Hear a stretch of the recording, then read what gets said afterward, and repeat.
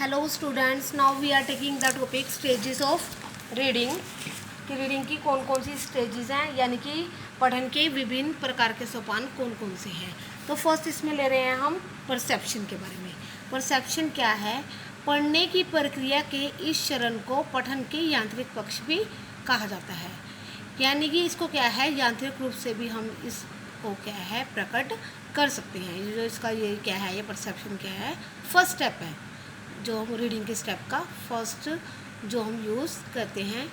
Perception का अर्थ है शब्द की दृश्य यानी रचना तथा श्रव्य यानी उच्चारण रूपों को समझकर उसको स्पष्ट मानसिक बिंब की रचना। इसका मीनिंग क्या हुआ?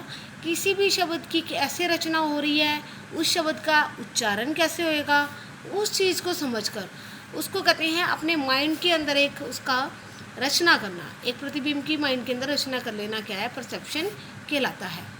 शब्द के रूप, ध्वनि और अर्थ के प्रयोग से हमारे मस्तिष्क का बिंब बनता है।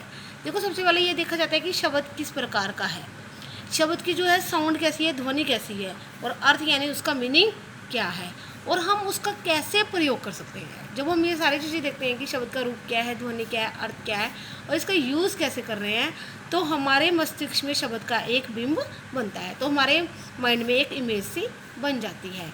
इस बिंब की संप्रत्यय की सृष्टि हमारे पूर्व अनुभव पर आधारित होती है। अब ये जो बिंब है, जो हमारे माइंड के अंदर इमेज बन रही है, ये कैसी होगी, ये इस चीज़ पर डिपेंड करता है कि हमारा एक्सपीरियंस कैसे है। जिस बात के बारे में कहा जा रहा है, उस बात को लेकर हमारा एक्सपीरियंस कैसे है, उसके अकॉर्डिंग ही कहते हैं कि प्रतिबिंब बन जाता है। इसने कहा है कि अगर हम कोई कहते हैं कि तीव्र गति से पढ़ता है और कोई मंद गति से पढ़ता है। अगर कोई तीव्र गति से पढ़ रहा है तो यानी कि उसके अंदर क्या है, पठन कौशल का विकास हो गया, उसके अंदर रीडिंग की स्किल है। तो किसके अंदर ये ज़्यादा स्किल पाई जाती है और किसी के अंदर कम। नेक्स्ट है इसमें अंडरस्टैंडिंग द मीनिंग। अंडरस्टैंडिंग में मीनिंग में क्या है, अर्थ ग्रहण के द्वारा हम पठित सामग्री के निहित अर्थ को भली भांति समझते हैं। कहते जब हम किसी चीज़ का कोई मीनिंग ले लेते हैं तो उसके द्वारा जो भी हमारी पठित सामग्री जिसको हमने पढ़ना होता है, हम उसका क्या अर्थ कहना चाहते हैं, इस चीज़ को भली भांति जान जाते हैं। यानी फर्स्ट परसेप्शन था, सेकेंड है अंडरस्टैंडिंग में। परसेप्शन के बाद क्या है, हम उसका क्या है, जो भी लिखा हुआ होता है, जो पढ़ते हैं, हम उसका मीनिंग समझना स्टार्ट कर देते हैं। अर्थ ज्ञान की दर्शकता पाठक से चिंतित और मनन की अपेक्षा रखती है। अब देखो कि क्या अर्थ ग्रहण हो रहा है, ये किसके ऊपर डिपेंड करता है, पाठक यानी पढ़ने वाले के ऊपर, कि वो अपना चिंतन और मनन क्या है, किस प्रकार से कर रहा है। तो इसके अंदर इसने कई चीज़ें, इसमें पॉइंट्स इसने लिए हैं कि जो हमें याद इसमें ध्यान में रखने चाहिए। अंडरस्टैंडिंग द मीनिंग में शब्दों और वाक्यों को प्रसंग के अनुसार अर्थ समझना।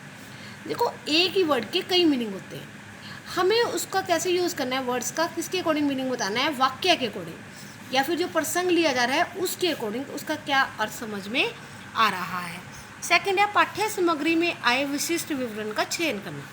जो भी हमारे पास पाठ्य सामग्री है उसके अंदर जो विशिष्ट विवरण, जो कि स्पेशली जो चीज़ दे रखी है, उसका हमें चयन करना है कि हमें कौन से कंसेप्ट को किस प्रकार से करवाना है। नेक्स्ट है इसमें मुख्य बिंदुओं तथा महत्वपूर्ण विचारों का चुनाव कर उन्हें एक निश्चित क्रम में व्यवस्थित करना। जो मेन पॉइंट्स हैं, जो मेन विचार हैं, उन सबको क्या है, हमें सिलेक्ट करना है, उनका चुनाव करना है और उन्हें एक निश्चित क्रम में क्या है, व्यवस्थित करना है, एक सीक्वेंस में हमें लगा लेना है उसको। नेक्स्ट है मुख्य बिंदु पर विचार कर सकना। जो मेन मुद्दा है, क्या मेन मुद्दा है, क्या कहा जाता है, उस चीज़ पर क्या है, विचार करना है। आगे है सामान्यकरण कर पाना। हमें क्या है, मेन पॉइंट्स को सोचकर हम उसका क्या है, जनरलाइजेशन कर सकें, किसके बारे में, जो हमें दिया गया है सामग्री, उसके बारे में क्या है, जनरलाइजेशन हम कर सकें। नेक्स्ट है पठित सामग्री में निहित निर्देशों का अनुकरण करना। जो भी पठित सामग्री दी गई है उसके अंदर जो इंस्ट्रक्शन दी गई है उनको हमें फॉलो करना है, उनके अकॉर्डिंग ही हमें पठन सामग्री को पढ़ाना है। नेक्स्ट है इसमें कंक्लूजन यानी कि निष्कर्ष। नेक्स्ट हमें देखना है कि इसमें से कहते हैं कि क्या निष्कर्ष इसमें से सामने निकल कर आया है। आगे है संभावित घटनाओं के संबंध में अनुमान लगाना। हम क्या है, जो घटनाएं जो घटी हैं उसके बारे में इसके द्वारा क्या है, गैस लगा सकते हैं, अनुमान लगा सकते हैं, जो हमें सामग्री दे दी गई है उसके द्वारा। नेक्स्ट है इसमें विचारों का विश्लेषण और संश्लेषण करना। देखो, विचारों को विश्लेषण और संश्लेषण करना यानी कि हम क्या है, किसी चीज़ को, प्रॉब्लम को सॉल्व करने के लिए उसके अलग अलग पार्ट्स कर देते हैं, उसका विश्लेषण कर लेते हैं, फिर उसके हर अंश को जो हमने पार्ट्स किए हैं बारीकी से देखते हैं और प्रसंग को समझते हैं। संश्लेषण करना यानी कि अलग अलग पॉइंट्स को इकट्ठा कर क्या कंक्लूज़न निकालना है, कैसे इनका क्या कंक्लूज़न निकला है, संश्लेषण के द्वारा हम ये चीज़ें याद कर सकते हैं। नेक्स्ट है पठित विषय वस्तु का आलोचनात्मक मूल्यांकन करना। देखो, जो भी विषय वस्तु, जो भी कंटेंट हमें दिया हुआ है उसको क्रिटिसाइज कैसे करना है, क्रिटिसाइज हम उसका इवैल्यूएशन किस प्रकार से करेंगे। नेक्स्ट है मूल्यांकन तथा प्रतिक्रिया। देखो, हमें इसका कहते हैं कि इवैल्यूएशन भी करना है और इसके अंदर क्या प्रतिक्रिया हो रही है उस चीज़ को भी देखना है। तो हमने इसका जो हमने पढ़ा है उसका मूल्यांकन करके हमें क्या प्राप्त किया, क्या नॉलेज हमें प्राप्त हुई या फिर किस चीज़ में कमी रह गई, प्रतिक्रिया और हमारा उसके प्रति क्या रिएक्शन था, इन सारी चीज़ों को देखना। सबसे लास्ट पॉइंट है इसके अंदर एप्लीकेशन। फर्स्ट है इसमें perception and second is understanding the meaning and third is application. Application यानी कि अनुप्रयोग। पठन का उद्देश्य तभी पूरा होता है जब किसी पुस्तक अथवा रचना को पढ़कर हमारे विचार, व्यवहार, कौशल, अभिरुचि तथा जीवन मूल्य के विकास दिखाई दे।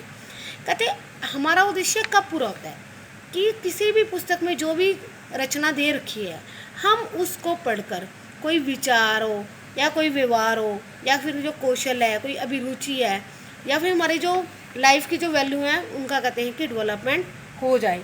ये सारी की सारी आ जाती हैं एप्लीकेशन के अंदर।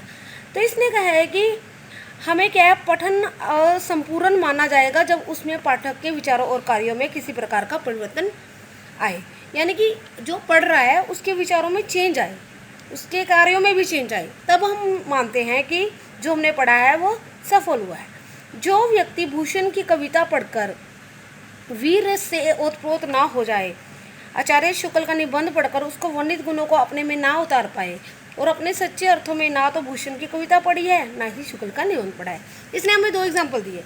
जो देखो, इसने कहा है जो पोएम्स होती हैं भूषण की वो पढ़ी जाए। भूषण के कई पोएम्स में क्या होता है, वीर रस होता है, लेकिन कई इसको क्या है कि बिना डीपली नहीं पढ़ पाते, वो इस चीज़ को समझ नहीं पाते कई।